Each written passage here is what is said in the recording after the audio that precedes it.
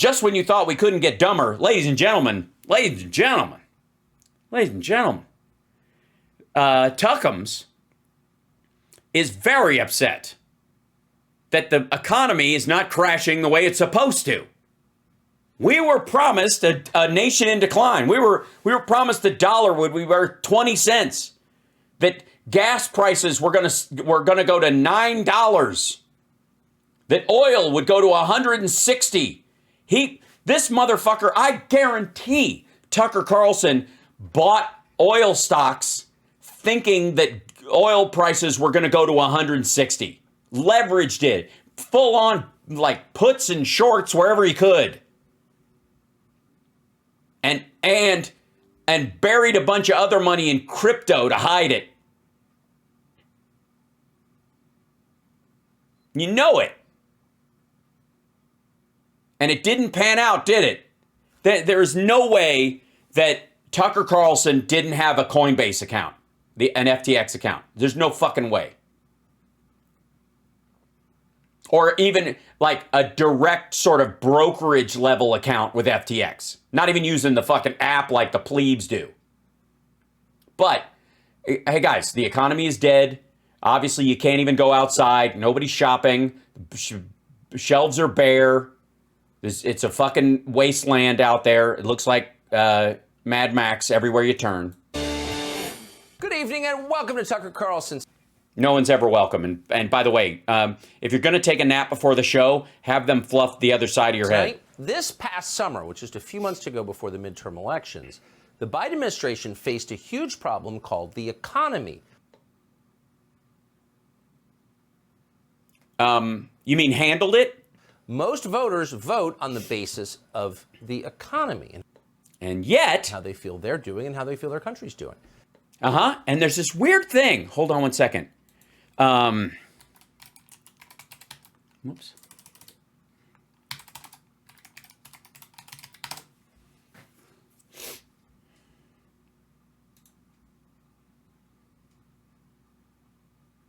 Oh, fuck you.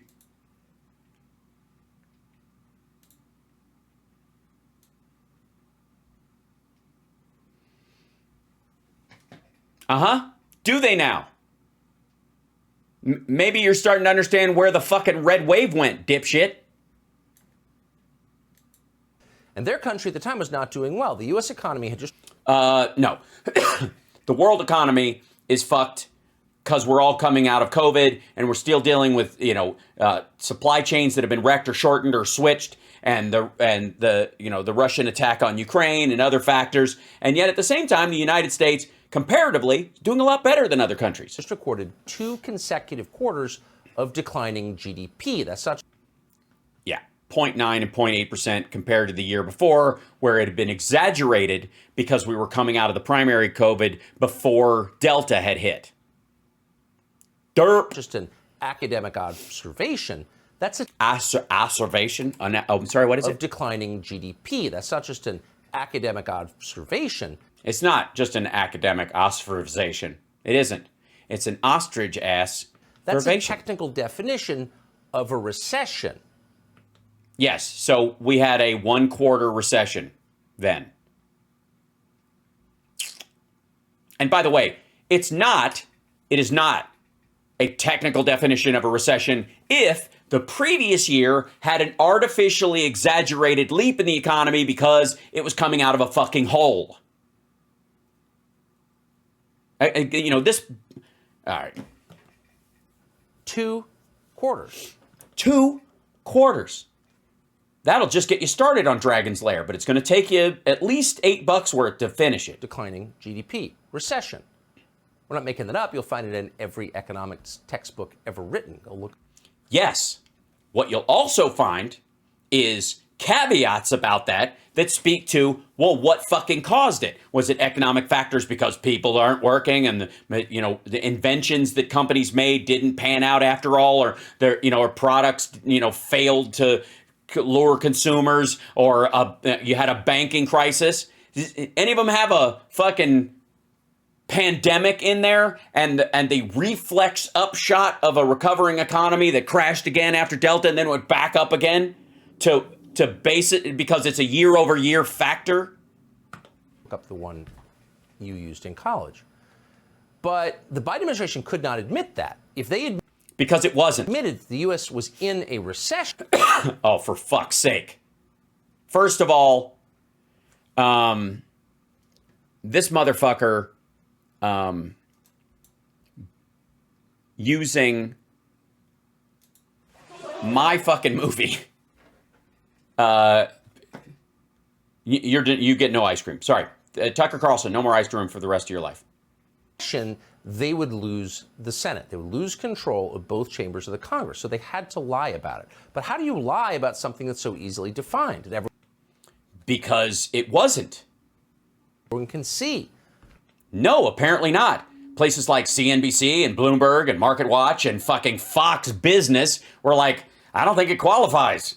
I mean, technically speaking, you should, if you have 2 quarters of negative growth, but it's only in comparison to the overshot from the year before, and on all measures, it actually will work out through the rest of the year to kind of balance out just comparative, like herky-jerky stuff after COVID. It's not a genuine recession.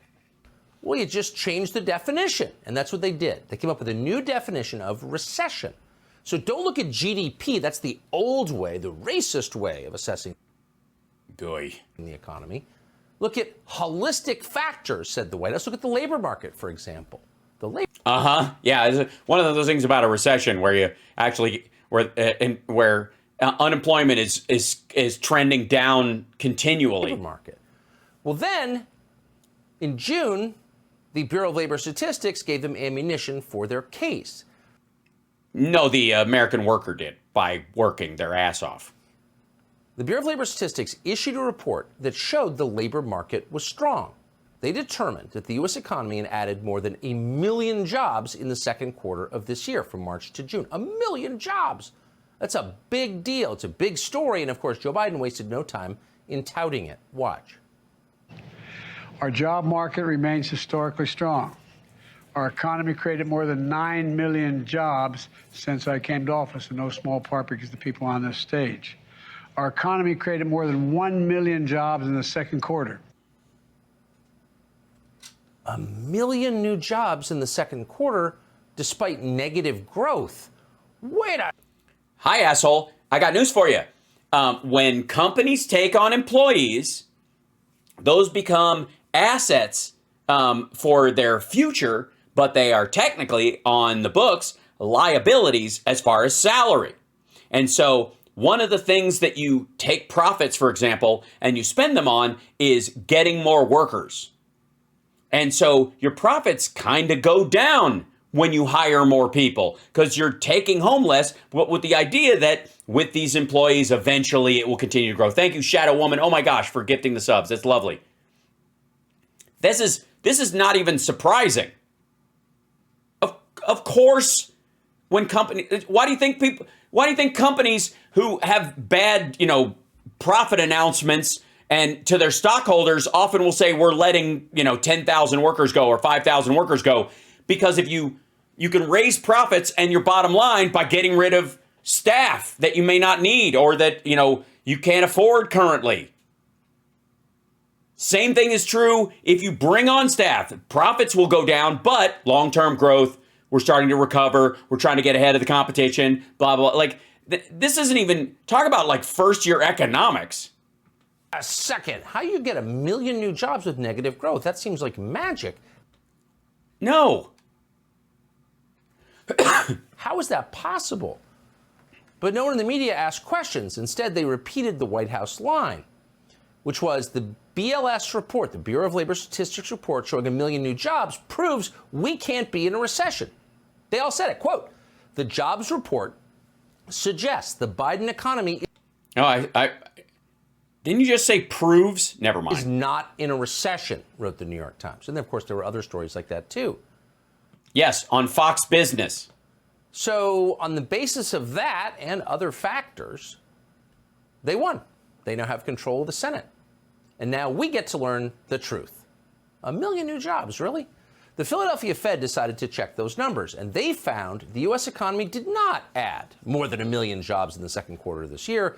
Instead, the net addition of jobs was about 10,000. So that's less than 1% of the job growth the administration claimed. That's not a rounding error. That's not a minor math mistake. This is a country that supposedly sent a... Yeah, gross million jobs, net gain per that quarter of 10,000 on top of jobs that were recovered that weren't going to come back. This is like small businesses coming back. Now, Tucker doesn't give a fuck that 1 million people got their businesses back, and it was 10,000 over what the previous number was. That's not what matters. The net gain versus the gross gain, which is people getting their jobs back, which is a good thing, those people don't count. Those people don't exist, according to Tucker Carlson. Man to the moon. We can do math, right? This isn't... No, apparently you cannot. Unless you don't know, like, again, we run into this shit with net zero all the time. Anytime the fucking Trump administration and the guys we talk about, like they're trying to get us to net zero carbon emissions. Motherfucker, net zero isn't zero. It means you're even.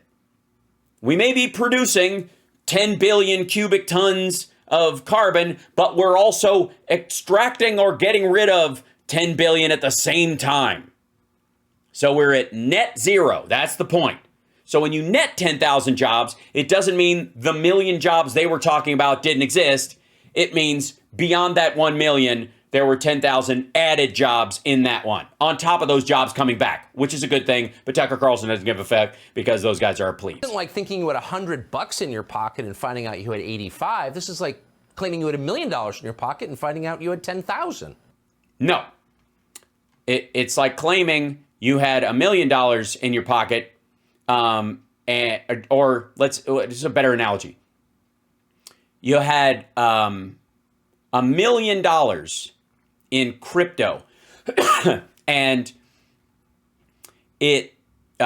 somebody got your code, and it ransomwared you, and you got it back, and it just all went back to where it was, and it was now, because time had passed, worth $1,010,000. And so you only made 10,000 during that period, where maybe if you'd have sold it, you could have gotten out early before crypto I don't know, whatever. Who gives a fuck? This is like claiming you were rich when you were actually bankrupt. This is a lie. No, it isn't. It's kind of like a person who's a millionaire going, I just got a check for $10,000. Don't you have $1 million? Yeah, I do. But I have $1,010,000. That's not a bad thing. Yeah, I agree. So how'd they get it wrong by more than 1 million jobs? How did they construct this lie? Well, as of tonight, we're not really sure. We now know that BLS numbers didn't just help Joe Biden, though. There was another purpose. These fake numbers also gave the chairman of the Federal Reserve, Jerome Powell, a justification to continue raising interest rate. And here we have it, ladies and gentlemen. The angry stockholder. Tucker Carlson is absolutely one of these loons who's got a bunch of money that they lost in crypto and stocks, and they blame Powell for not curtailing his rate hikes. They've been waiting for him to stop. They've been ginning on. And by the way, this motherfucker clearly drank the Kool-Aid that Powell was going to stop in July, or this month, the December one would be the last one, and it would be, he'd probably even reverse that kind of thing. And when Powell said, no, he isn't. And so he was probably talking to his stockbroker going, yeah, we should short that shit because it's totally going to happen. My inside people are telling me he's going to flip it. And then he didn't. And now he's lost a shit ton of money. This is rich man bitching into a TV camera. On the basis of that report, they can raise rates. And by the way, raising rates or whatever makes it harder to loan, to borrow money. That means companies tend to fire people. They tend to, not take on new employees. That's worse for the president than a profitability argument. The Biden administration is much more keen on on everybody in America who wants a job having a job than big banks being able to buy or loan money, borrow or loan money at a higher or lower interest rate. That's part and parcel to the economy, but it doesn't translate in terms of, how voters feel about this as much as low unemployment. And in many ways, if you had 1.2% unemployment, it would be difficult for the economy. It would be an overcorrection in that direction in some ways. And that would mean that there were way more jobs than there were people.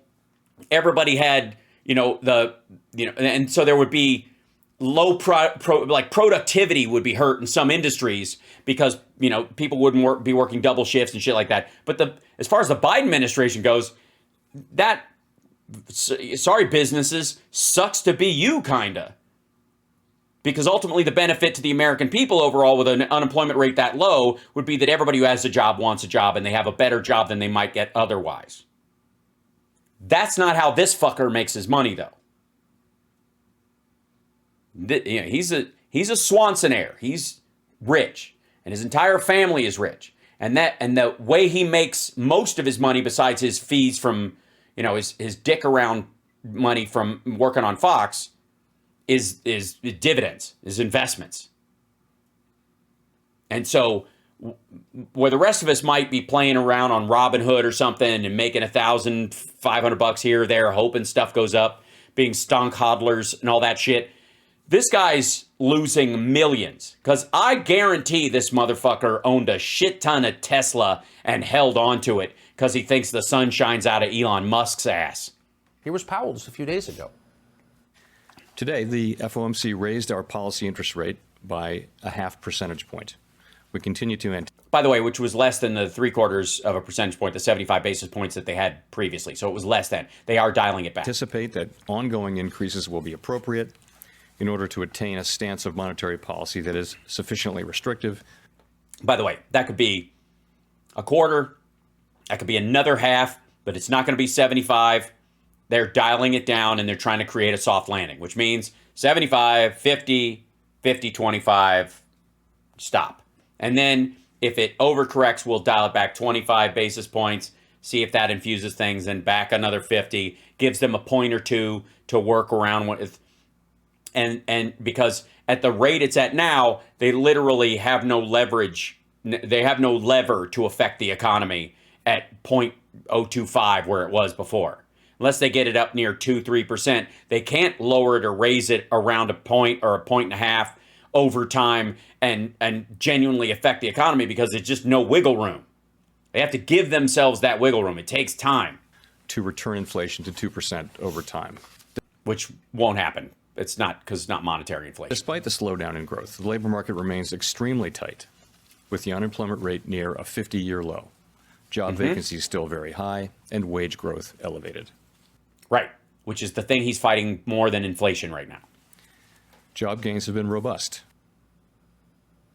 Ooh, every word of that a lie. No, it isn't. Justification is a lie, and in fact, as Powell well knows, there are 7 million American men of working age who are not working. They're watching the internet all day. Oh, I see. That's the lazy. I don't know that Powell can stop Tucker Carlson's audience from masturbating. I don't know that that's in the Fed's job description. So why are they lying to us about this? They aren't. Well, the effects are. That's the low.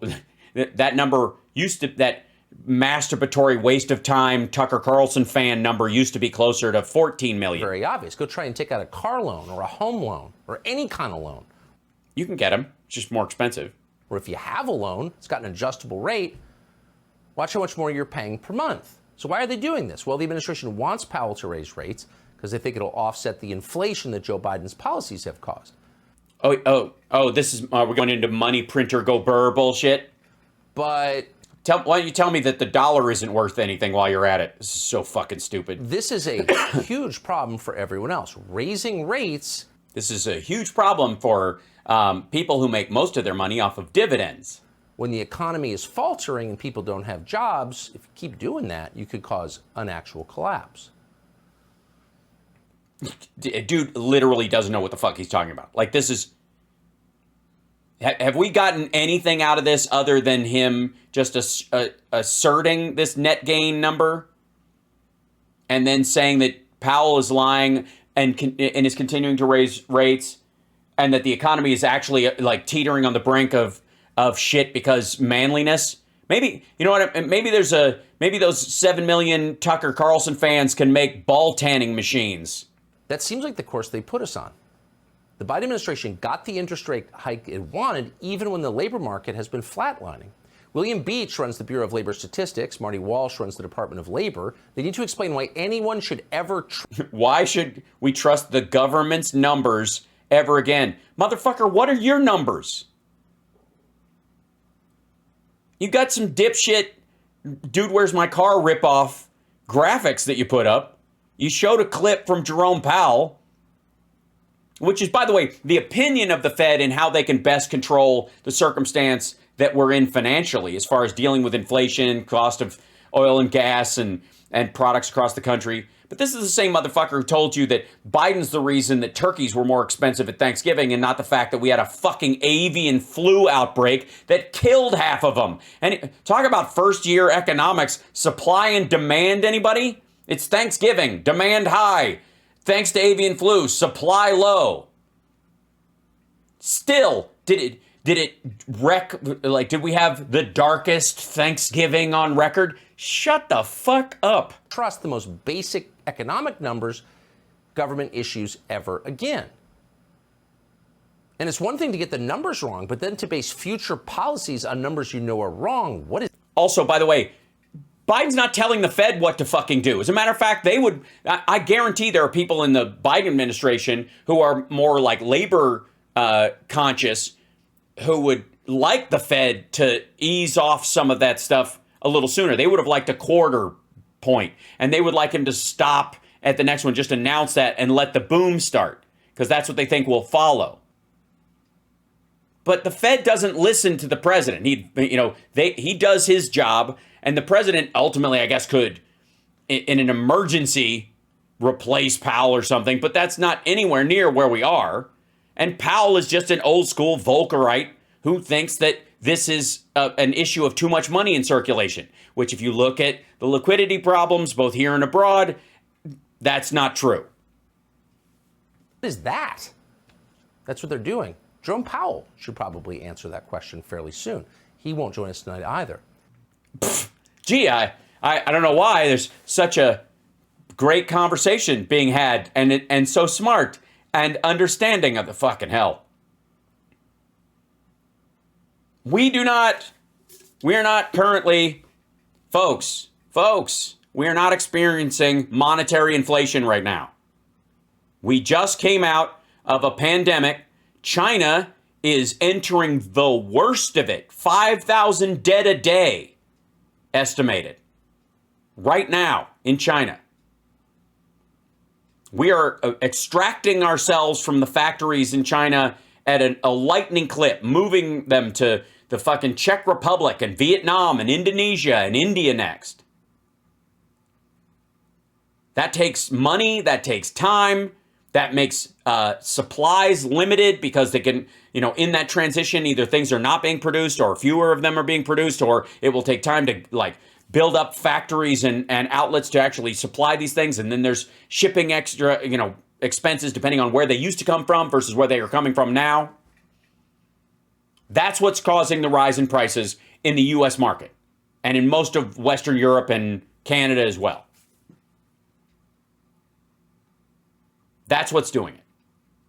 Not we dumped a bunch of money into the fucking economy, because again, the U.S. Treasury and the federal government dumped approximately, over the course of about a year and a half, $6 trillion into the U.S. economy to keep businesses afloat in the form of grants, loans, and other things.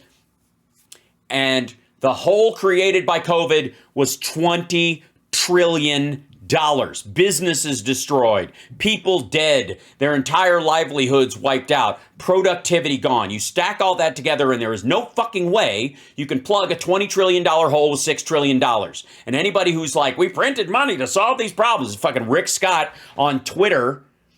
Hold on. Hold on. This video of him, Scott. I think he's, yeah, here he is. This is him trying to come out against the omnibus. This dickhead. Watch this. Same stupid argument. Biden's inflation is causing pain all across Florida. Biden's inflation is causing pain all across Florida. And he's gone to the Don Jr. School of Public Speaking, so he immediately has to look at his notes after that one sentence in a noisy fucking hallway, by the way. We have people that can't afford the gas and put food on the table. That's what happened to my mom when I was growing up. We grew up. Oh, when Biden was president, when your mom was a kid? What the fuck? What? Or when you were a kid and your mom couldn't put food on the table? Did you try to put gas on the table, maybe? A poor family. We have people that were delaying their retirement. We have more people going to food banks than ever gone to food banks before. During COVID. Don't give me statistical numbers from when Trump was fucking president. People coming out of retirement because they can't afford inflation. This has got to stop. It's only going to stop if we stop wasteful spending. No, it isn't. Asshole, the spending is to make up for the deficit in available goods, specifically for people that can't afford gas and food. What do you think? Where do you think the food banks get most of their funding from?